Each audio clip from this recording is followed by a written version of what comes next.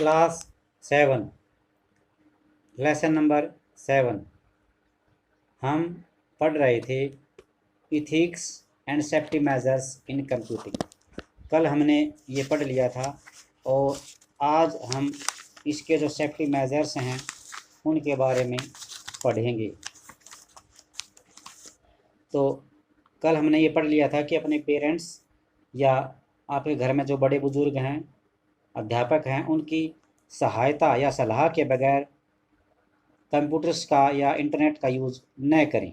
अगर वे सहमति दे देते हैं तो आपको इनका पालन करना चाहिए। जैसे आपके व्यवहार को दर्शाने के लिए कुछ गाइडलाइंस होती हैं, उसी तरह कंप्यूटर पे काम करते टाइम कुछ नियमों का पालन करना होता है। और वे नियम क्या हैं, हम आज उनके बारे में पढ़ते हैं। पहला है plagiarism. Plagiarism, it is defined as the imitation of the language. इसको हम ऐसे परिभाषित कर सकते हैं कि imitation of the language and thoughts of another author and the reproduction of them as one's own original work. अर्थात इसमें यह कहने की कोशिश की गई है कि हम किसी दूसरे व्यक्ति या लेखक की जो भाषा होती है और जो उसके विचार होते हैं, उनको इस तरह दर्शाने की कोशिश करते हैं कि ये हमारे खुद की लैंग्वेज है और हमारे खुद के विचार हैं। वास्तव में ये होते किसी दूसरे व्यक्ति के हैं। इसको हम बोलते हैं भी साहित्य की चोरी करना। प्लेगियरिज्म का मतलब क्या होता है भी? साहित्य की चोरी करना, यानी चीज़ आपकी नहीं है लेकिन उस पर आपने स्टैंप लगा दी है कि ये आपकी चीज़ है, आप उसके अत्थर हैं और ये आपकी दिमाग की सोच है। ये जालसाजी होता है। ऐसा आप करेंगे तो सही नहीं है और ये साहित्य की चोरी के केस में आपको मुकदमा हो सकता है। दूसरा है भी इंटेलेक्चुअल प्रॉपर्टी राइट, बौद्धिक संपत्ति अधिकार। बौद्धिक संपत्ति अधिकार, as your property is protected by law, similarly ideas and thoughts produced by a human mind can also be protected by law. जिस तरह आपकी संपत्ति की सुरक्षा करने के लिए कानून है, ठीक उसी तरह आपके जो विचार हैं और जो सोच है, जो एक दिमाग, मानवीय दिमाग से निकलती है, उसको भी कानून के द्वारा सुरक्षा प्रदान की जाती है। It is illegal to use them without the permission of the owner और प्रोड्यूसर। यह गैर कानूनी हो जाएगा यदि आप इसके निर्माता या इसके मालिक से बिना परमिशन इनका यूज करते हैं। The rights related to literary work, artistic work, invention and discovery are called intellectual property rights.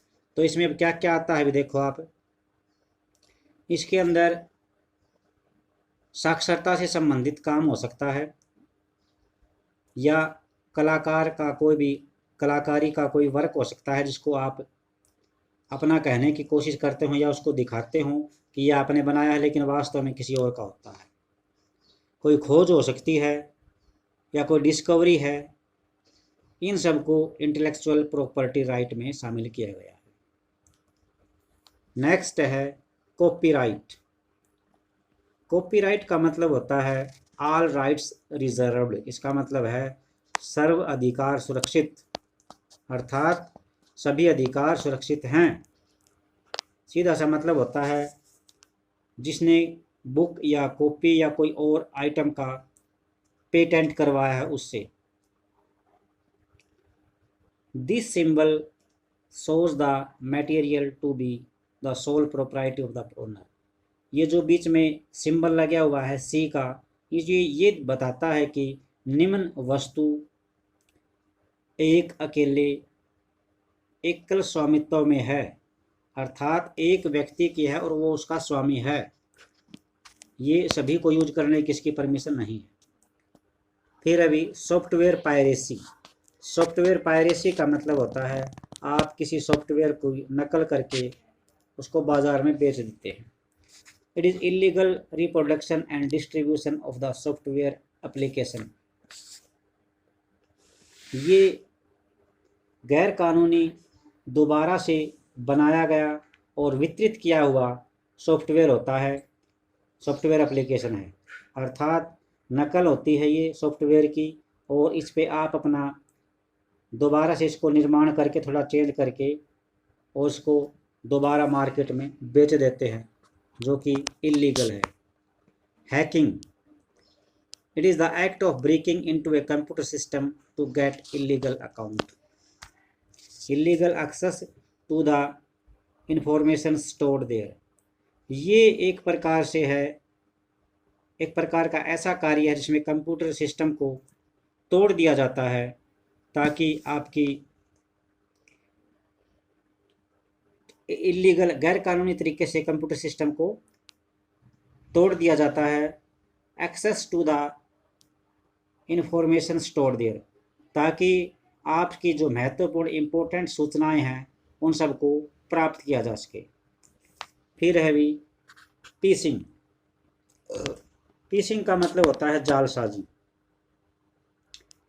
It is a form of internet fraud, ये एक तरह से इंटरनेट पर किया जाने वाला फ्रॉड है, धोखा है।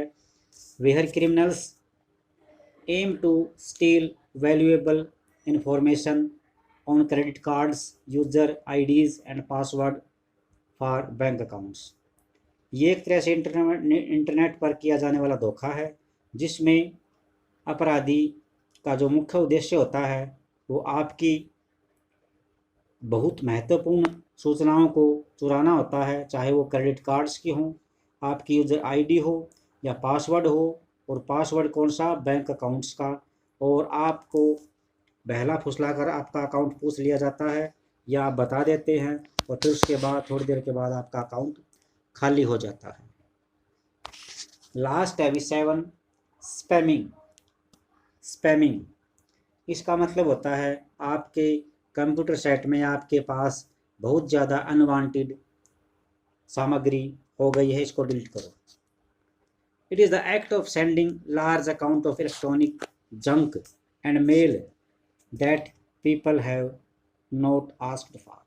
ये एक ऐसा कार्य होता है जिसमें आपके पास काफ़ी बड़ी मात्रा में इलेक्ट्रॉनिक जंक भेज दिए जाते हैं, मेल के रूप में, इलेक्ट्रॉनिक जंक मेल के रूप में भेज दिए जाते हैं, जिससे आपको परेशानी हो सकती है और आपने लोगों से इसको भेजने के लिए नहीं कहा है, तो भी आपके पास वे अपने आप आते रहते हैं और ये बहुत बड़ा आपके कंप्यूटर में नुकसान कर सकते हैं। फिर देखिए, it is the act of sending large amount of electronic junk mail.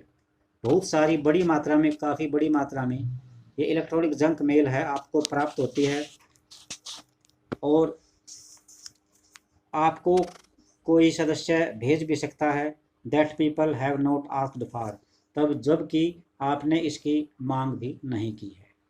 अनावश्यक रूप से आपका जो है मेमोरी को फुल कर देती है। तो आज के लिए इतना ही। थैंक्स, और अपना काम टाइम से करते रहें। थैंक्स।